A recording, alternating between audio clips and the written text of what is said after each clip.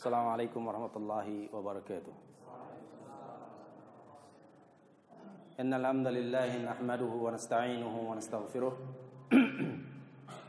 wa na'udzu billahi min shururi anfusina wa sayyiati a'malina. May yahdihillahu fala mudilla lahu wa may yudlil fala hadiya lahu. Asyhadu an la ilaha illallah wahdahu la syarika lah wa asyhadu anna Muhammadan 'abduhu wa rasuluhu la nabiyya ba'dah. Kaum muslimin rahimakumullah.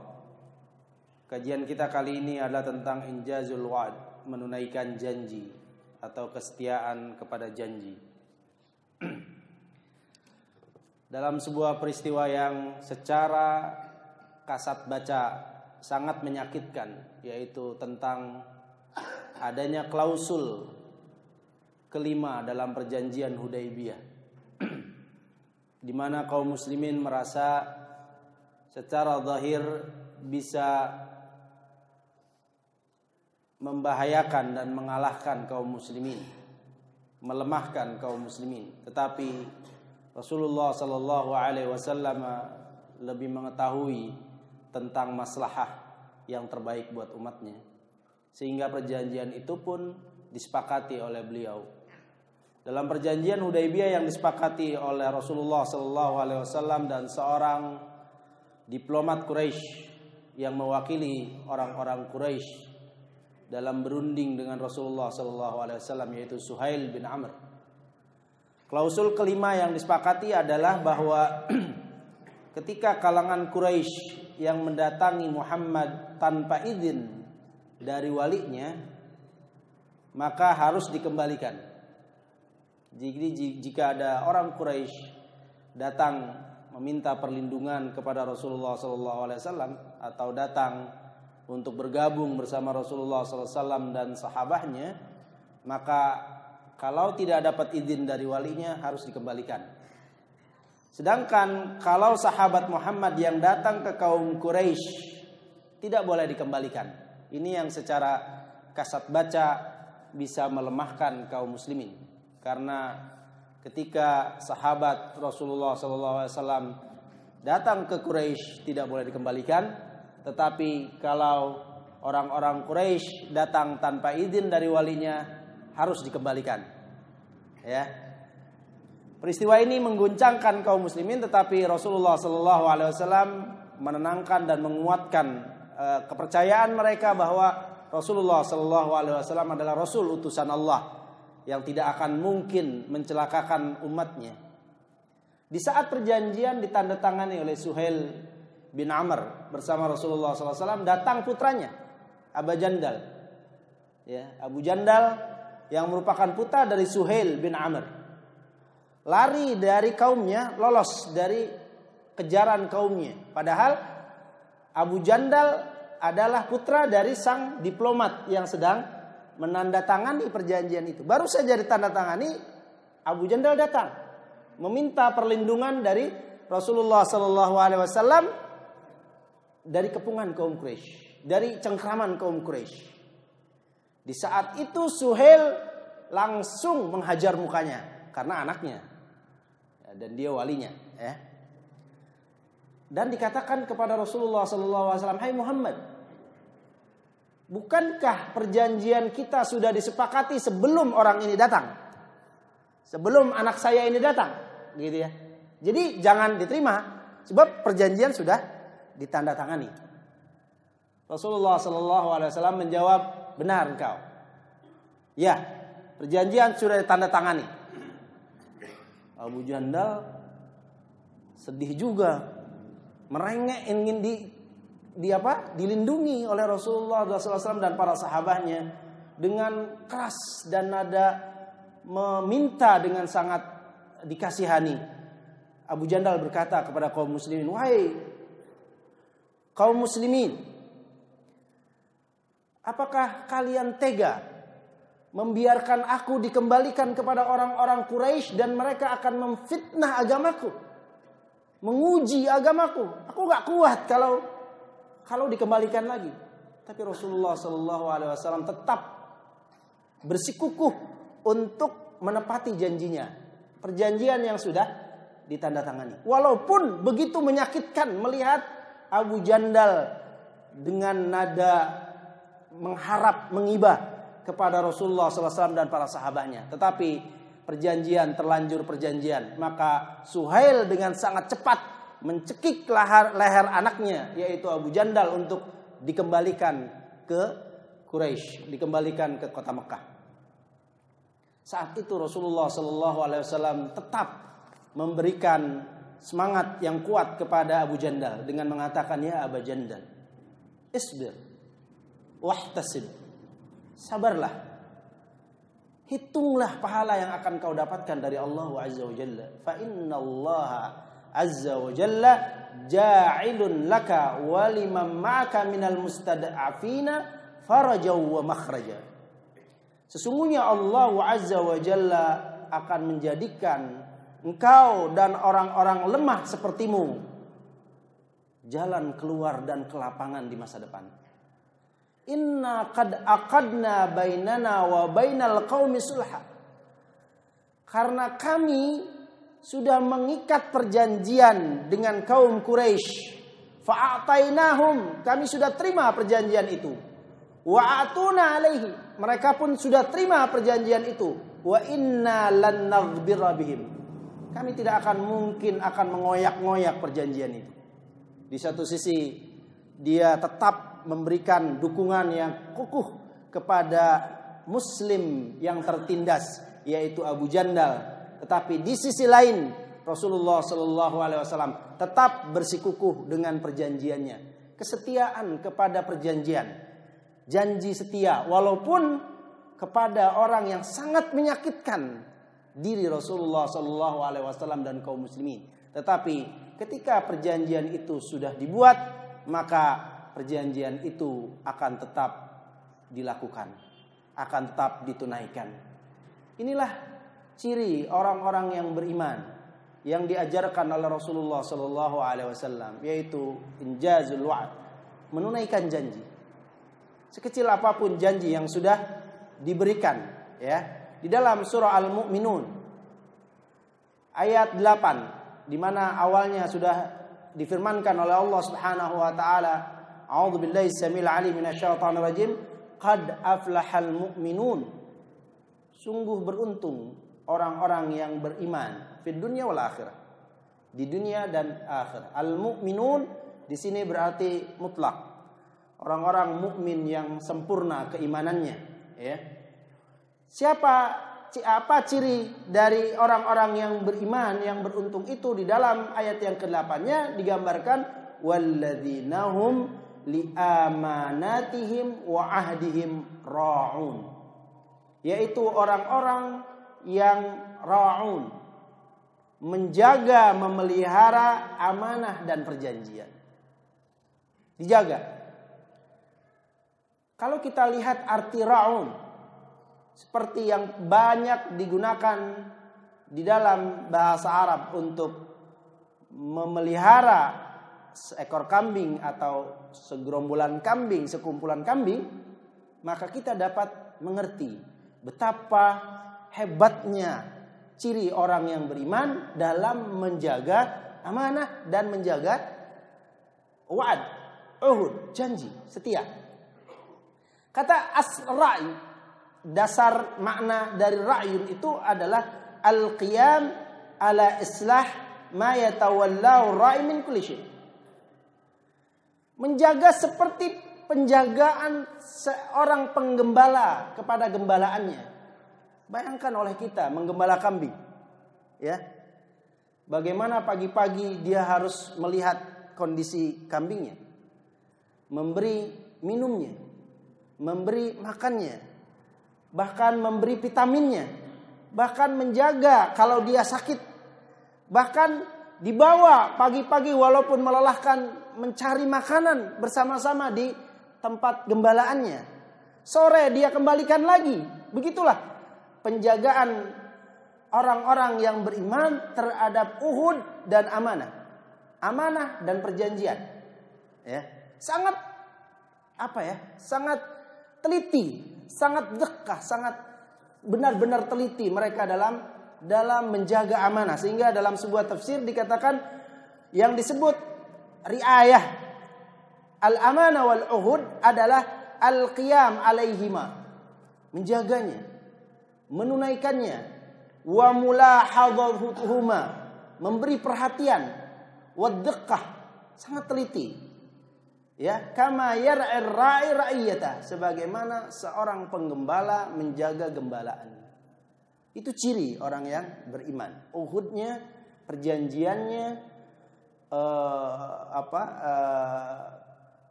ukudnya, akad yang sudah disepakati, dia jaga, dia pelihara. Itu ciri orang-orang yang beriman. Karena mereka tahu persis ada perintah dari Allah Azza wa Jalla yang wajib mereka tunaikan. Perintah dari Sang Maha Mulia, sampai-sampai perintah-perintah seperti ini pun diperhatikan oleh para sahabat sangat tinggi. Di dalam surah Al-Isra, surah ke-17 ayat 34. Allah Subhanahu wa taala berfirman, "A'udzubillahi samil alim minasyaitonir rajim wa aufu bil ahdi. Innal ahda kana mas'ula." Wa aufu bil ahd. Tunaikan janji kalian. Laksanakan janji kalian. Karena janji itu kana mas'ula, akan dimintakan pertanggungjawabannya. Ayat ini rangkaian dari akhir ayat kalimat sebelumnya, yaitu wala taqrabu malal yatim illa billati hiya ahsan hatta yablugha asyuddah. Jangan kalian dekati harta anak yatim. Dekati saja, jangan. Illa billati hiya ahsan, kecuali dengan cara yang terbaik. Sampai anak yatim itu mencapai umur yang cukup untuk mengerti tentang pengelolaan harta. Mengapa ayat ini digandengkan dengan masalah malal yatim? Mendekati harta anak yatim. Kalau kita bisa lihat di sini masalah harta dan masalah yang memberikan amanah itu orang yang lemah. Biasanya pengabaian terhadap dua posisi yang sangat rentan, ya. Harta dan yang memberikan amanahnya orang yang lemah. Biasanya sering dilanggar. Karena nggak ada hukum yang akan menuntut dia, gitu ya. Ya habis anak yatim, siapa yang mau memperhatikan mereka, gitu ya. Yang kedua masalah harta. Ini masalah berbahaya. Sehingga para ulama mengatakan bahwa contoh ini menggambarkan, yang pertama adalah annal yatim ma'a kafili ka'annahu fi ahdi amanah. Anak yatim bersama kafilnya, penjaganya, pemeliharanya, itu seakan-akan mereka berada dalam ahad amanah, perjanjian setia. Sang kafil akan menjaga anak yatim ini, memelihara anak yatim ini. Sang yatim menyerahkan urusan dirinya kepada sang kafil. Itu ada ahad, ada perjanjian yang sangat sederhana, yatim dan kafil. Ya. Nanti akan kita jelaskan banyak ciri-ciri atau banyak jenis-jenis uhud, perjanjian di antara kita yang harus kita perhatikan bersama. Tapi ini saja menggambarkan bahwa kafil yatim menyerahkan dirinya kepada kafil untuk dijaga. Ada ahad di antara mereka. Kalau melihat ini banyak sekali kehidupan kita yang masing-masing ada ahad di antara kita, perjanjian. Terlepas perjanjian itu tertulis atau tidak tertulis, ya. Di antara kita, tetangga dengan tetangga, mau pergi tetangganya bilang sama tetangga sebelahnya, tolong titip ya rumah saya. Itu amanah, ahad. Kalau tetangganya bilang ya, iya Pak, insya Allah. Walaupun di Indonesia insya Allah tuh untuk apa? Ya, untuk jangan tanggung saya dong, enak aja gitu kan. Insya Allah gitu. Jadi insya Allahnya untuk melemahkan perjanjian itu supaya jangan dimintakan pertanggungjawabannya. Kalau yakin kan dia akan bilang ya siap gitu kan. Kalau enggak ya siap insya Allah. Nah ini insya Allahnya untuk melemahkan ya siap tadi gitu. Iya siap tapi jangan kasih tanggung jawab kita, enak aja gitu kan bahasa ini. Ini insya Allah. Jadi Itu pun perjanjian di antara kita. Di kantor misalnya. Temannya mau ke hammam, bilang, titip, ini HP saya tolong ya liatin. Takut saya ada sesuatu yang lain. Udah, keluar. Peduli, ya, temannya peduli, bodo amat loh, hilang kayak kagak hilang bukan urusan saya. Padahal itu sudah jadi ahad, ya, di antara dua belah pihak, di antara mereka. Jadi ini menggambarkan sekecil itu pun harus menjadi perhatian. Aufu bil uqud, tunaikan akad-akad kalian, uhud kalian, gitu ya. Ini di dalam surah Al-Isra. Di dalam surah ke-16, surah An-Nahl ayat 91 ada perintah yang sama. Tinggal masalah alasan atau logika syar'i yang menggambarkan kenapa kita harus menunaikan janji, ya. A'udzubillahi samil alim minasyaitonir rajim. Wa aufu bi ahdillahi idza ahadtum. Tunaikan janji Allah apabila kalian saling berjanji. Dikatakan ahdillah, padahal yang berjanji adalah antara manusia, ya, antara satu pihak dengan pihak lain. Tapi dikatakan ahdillah. Biasanya janji disertai dengan sumpah, gitu ya. Wallahi, saya siap, gitu. Di antara dua ini. Ya, demi Allah kami berjanji untuk titik-titik, ya gitu. Ini maksudnya itu penguat yang sangat luar biasa, ya. Jangan sampai diabaikan sampai dikatakan wala tanqudul aiman ba'da taukidiha. Jangan batalkan, jangan koyak-koyak aiman kalian, sumpah-sumpah kalian itu setelah diperteguh. Wallahi waqad ja'altumullah 'alaikum kafila. Sungguh kalian telah menjadikan Allah kafil, penanggung jawab untuk kalian. Ya. Innallaha ya'lamu ma taf'alun. Sesungguhnya Allah Maha mengetahui apa yang kalian kerjakan. Kalian mau tunaikan sungguh-sungguh atau dalam hati kalian sudah terbersit untuk mengoyak-ngoyaknya, Allah tahu. Jangan kira sebelum itu terjadi dan sebelum Anda menggerakkan tinta untuk tanda tangan atau lisan untuk mengucapkan, Allah tahu engkau akan mengoyak-ngoyak perjanjian itu atau engkau mau menunaikan perjanjian itu. Jangan sembarangan, ya, jangan sembarangan, terima saja. Tetapi di sininya no, nggak mau saya, gitu ya. Tetapi terima, tidak terima. Uqud, kalau sudah terima, jangan sampai wala tanqudul aiman. Jangan sampai kita mengoyak-ngoyaknya. Di dalam surah Al-Maidah ayat 1, Allah Subhanahu wa taala berfirman, "A'udzubillahi samil alim minasyaitonir rajim. Ya ayyuhalladzina amanu." Kalau tadi tidak ada seruan kepada siapa perintah itu, wa aufu. Tapi ini ada perintah. Ya ayyuhalladzina amanu. Sampai-sampai Ibnu Mas'ud radhiyallahu an membaiat seseorang, berahad sama seseorang, dikatakan oleh Ibnu Mas'ud bahwa seorang datang kepada beliau dan mengatakan, "Ihad ilayya." Maukah engkau mengikat perjanjian denganku? Perjanjian apa nih? Sangat sederhana tentang ayat ini. Katakan, faqala idza sami'ta Allah yaqul ya ayyuhalladzina amanu fa'ar'iha sam'aka. Apabila engkau mendengar Allah Subhanahu wa taala berfirman, ya ayyuhalladzina amanu,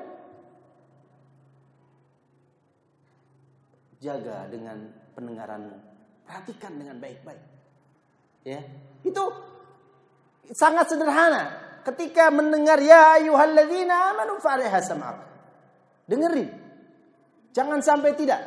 Kenapa? Fa innahu khairun ya'muru bihi, karena ada kebaikan yang akan dia perintahkan. Au syarrun yanha anhu, atau ada keburukan yang akan dia larang untuk kalian. Jadi jelas sekali bahwa perjanjian suatu yang sangat sakral ketika dia sudah diikat oleh satu kesepakatan bersama. Apalagi kalau sudah ditaukid, diperkuat, diperkokoh dengan kalimat wallahi. Demi Allah. Ya. Uqud, ahad, perjanjian. Walaupun para ulama membedakan antara ahad dan uqud. Kalau ahad itu satu pihak, saya berjanji kepada pihak lain tapi saya saja. Ya, demi Allah kalau saya begini saya akan begini.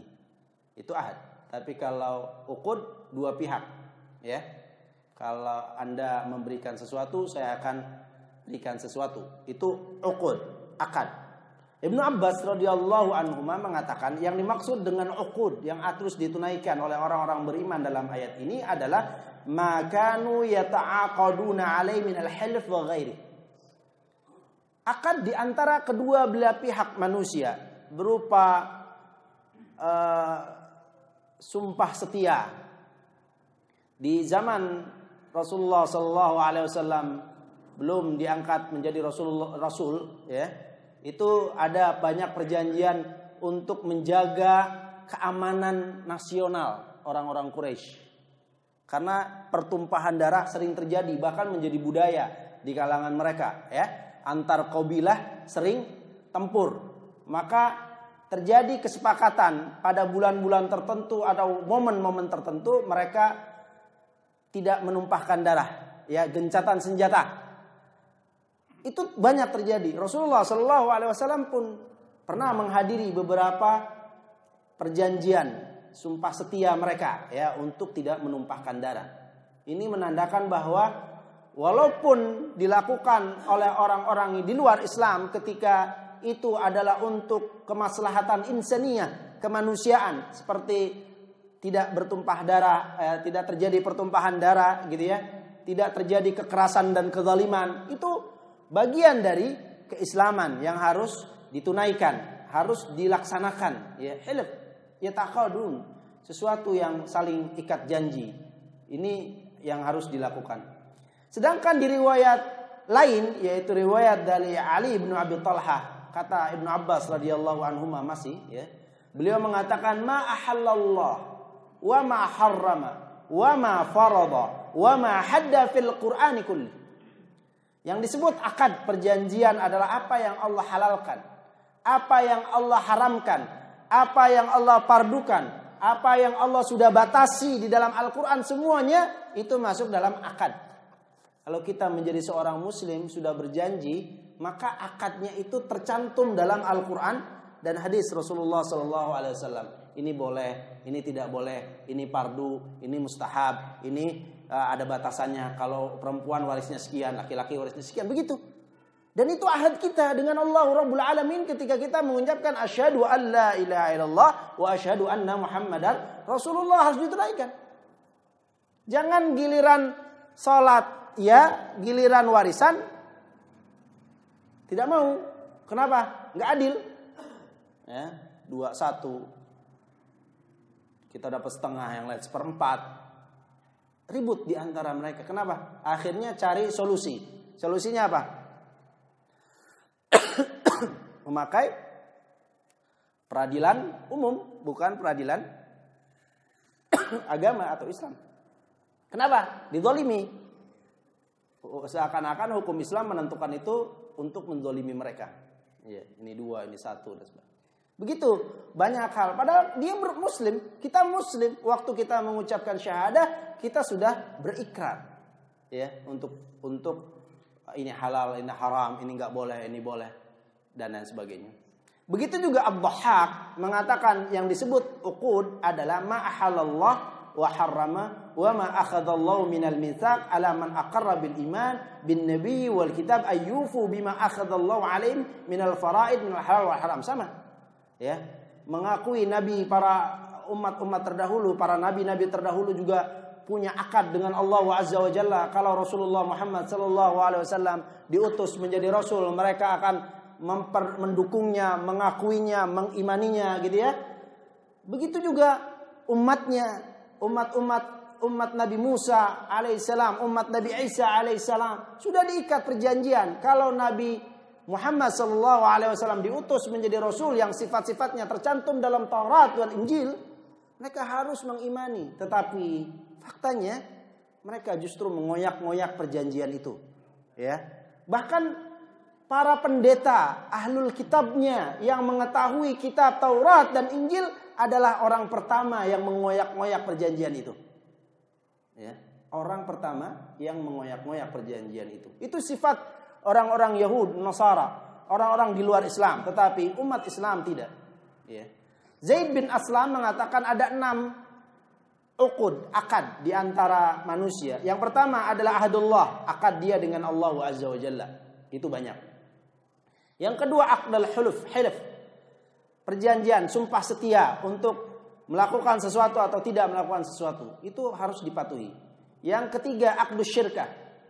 Perjanjian serikat, udah jadi bahasa umum kita gitu. Perserikatan antara satu pihak dengan pihak yang lain, baik dalam usaha dan lain sebagainya. Aqdul bay, akad jual beli, ya, tunaikan. Ketika sudah terjadi transaksi jual beli, ya. Yang keenam, aqdul yamin, ya, sumpah, ya, sumpah dia, perjanjian dia. Ini yang banyak sekali dijelaskan bahwa aufu bil uqud, hai orang-orang yang beriman, aufu bil uqud, tunaikan perjanjian kalian. Kita sudah ketahui dari ayat-ayat tadi dan dari penjelasan-penjelasan kita tadi bahwa bahkan injazul wa'ad itu adalah Allah Subhanahu wa taala sendiri, la yukhliful mi'ad, tidak pernah menyelisihi perjanjian. Ketika Allah Subhanahu wa taala berfirman, a'udzubillahi samil alim minasyaitonir rajim, wa'adallahu alladhina amanu minkum wa 'amilus salihati la yastakhlifannahum fil ardh. Allah berjanji kepada orang-orang yang beriman dan beramal saleh akan diberikan kekhilafahan di muka bumi. Kedaulatan, memegang kendali urusan umat manusia.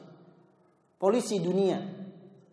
Sayyid Qutb rahimahullah mengatakan bahwa janji ini sudah terwujud sejak zaman para al-anbiya sampai Rasulullah SAW. Yang pasti juga akan terwujud kepada umatnya, tetapi karena syaratnya tidak terpenuhi, maka perjanjian itu pun tidak terlaksana. Apa syaratnya?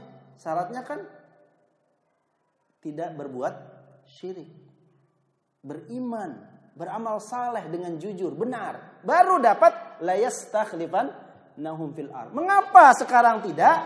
Karena syaratnya belum terpenuhi. Jadi bukan Allah la yukhliful mi'ad, Allah tidak menyelisih perjanjian, bukan. Tetapi karena syarat yang tercantum dalam perjanjian wa'ada yang dijanjikan oleh Allah belum terpenuhi. La yukhliful mi'ad, Allah Subhanahu wa taala. Orang-orang saleh, orang-orang mulia, para al-anbiya, para nabi memiliki sifat yang sudah kita gambarkan tadi, sifat menunaikan janji sangat setia. Dalam suratul Baqarah, wal mufuna bi ahdihim idza ahadu. Kata-kata albir, dan orang-orang yang mufun, menunaikan janji-janji mereka saat mereka janji setia. Bagian dari albir, orang-orang yang berbakti kepada Allah Subhanahu wa taala. Ya, ulul albab.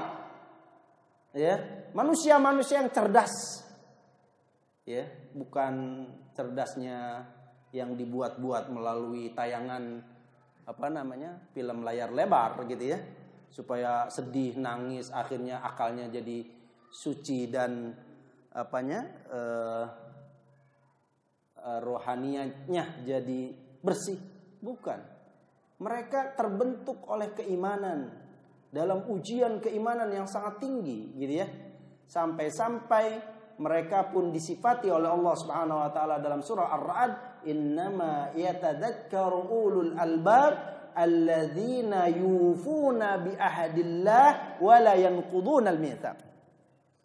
Orang-orang yang menunaikan janji Allah dan tidak pernah yanquduna al-mitsaq, membatalkan perjanjian.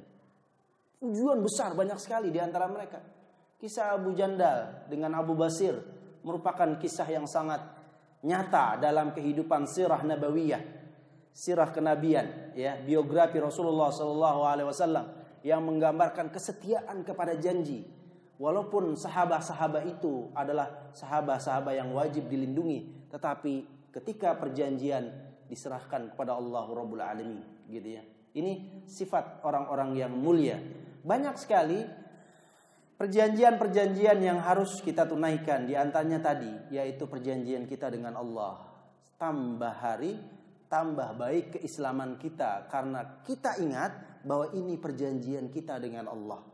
Salat kita tambah bagus karena ini adalah perjanjian kita dengan Allah. Saum kita tambah hebat karena ini adalah perjanjian dengan Allah, bukan masalah duniawi di antara kita. Yang kedua, di antara perjanjian kita adalah nasrul ilm wa tabligh wa bayan wa tabyin, nyebarin ilmu. Sebab waktu kita menuntut ilmu, itu pun perjanjian kita dengan Allah Rabbul Alamin, kita akan sebarkan. Ya, salah satu kewajiban orang-orang yang berilmu. Bahkan kalau menyembunyikan ilmu, maka kita akan dilijam. Berat sekali. Jadi harus disebarkan ilmu. Lalu akad kita di antara kita dengan Allah Azza wa Jalla adalah jihad fi sabilih. Berjuang menegakkan agama Allah, membela agama Allah. Jihad fi sabilih. Jihad dengan pena, jihad dengan pemikiran, jihad dengan dakwah. Ini asal, dasar dari manusia, dari tugas kemusliman kita. Kalau masalah kital dan lain bukan kital, itu masalah emergensi dan masalah situasi yang Allah Subhanahu wa taala yang atur. Sedangkan asal dari jihad itu sendiri adalah dakwah ilallah. Ya, menyeru, mengajak, membimbing, membawa umat manusia ke surga Allah Subhanahu wa taala. Ini masalah yang berat, bahkan lebih berat daripada para pejuang-pejuang kital, pejuang-pejuang tempur. Kenapa? Kalau mereka bisa membela diri dengan membawa senjata. Orang dakwah membela diri dengan senjata apa? Mungkin saja di tengah jalan dia diculik gara-gara dakwah. Enggak ada yang bisa meanukannya, ya. Dipukul, dihajar, disakiti, dilukai. Siapa yang mau membela? Tetapi disitulah kemuliaan sang muhajirin, orang-orang muhajirin di Mekah. Waktu mereka menyimpan semua penderitaan itu dalam jiwa mereka untuk kukuh membela dan menegakkan agama Allah, sampai di hari kiamat disambut oleh 80.000 malaikat di pintu Jannatu Adn. Waktu dijemput dan disambut itu mereka dikatakan salamun alaikum bima sabartum. Salam sejahtera. Kenapa? Mereka menunaikan janji setia kepada Islam, pada Allah Azza wa Jalla. Akad juaz, akad pernikahan, janji setia. Saya nikahkan fulana bin, serah terima antara bapak kepada Anda sebagai suami. Jadi bukan malah tambah bahaya di tangan kita, malah tambah rusak, gitu ya. Tambah ruwet, tambah berantakan, tidak. Tetapi tunaikan janji. Hak-hak dagang, hak-hak jual beli di antara kita juga begitu. Tunaikan di antara jual beli kita. Kalau dibuat di dalam surat perjanjiannya, apabila terjadi kerusakan selama 3 hari, maka boleh dikembalikan. Ya dikembalikan. Silakan. Ya, itu perjanjian di antara kita. Jadi banyak sekali, apalagi perjanjian tertulis di sebuah tempat yang sangat mulia, tugas yang sangat mulia, yaitu tugas dakwah ilallah. Harusnya kita jauh lebih setia dalam memegang teguh perjanjian itu. Ya, setia dalam menjalankan semua tugas itu. Bukan di dakwah malah jauh lebih cuek, lalai, apaan? Saya cuma dikasih segitu. Dikasih segitu itu seberapa? Di hadapan Allah Rabbul Alamin. Jauh lebih berharga. Sebentar kita menikmati kehidupan 63 tahun. Setelah itu di hadapan kehidupan kita panjang, melelahkan, mengerikan. Ya, sampai keringat menutupi seluruh tubuh kita. Tinggal pilih, mau menunaikan amanah dakwah dengan sangat besar, Ini amanah di antara kita. Perjanjian di antara kita, dakwah ilallah. Kita berjanji di hadapan Allah, bukan perjanjian murni di antara kita saja, tapi ini perjanjian dengan Allah Rabbul Alamin. Kita siap membela agama Allah dengan dakwah, dengan seruan, dengan tulisan, dengan ajakan, dengan tuntunan, gitu ya. Perbaiki, tingkatkan mutunya, bekerja keras untuk sukses sampai kepada tujuan, bekerja keras sampai dia terterima oleh mad'u, oleh orang-orang yang menjadi sasaran dakwah, objek dakwah.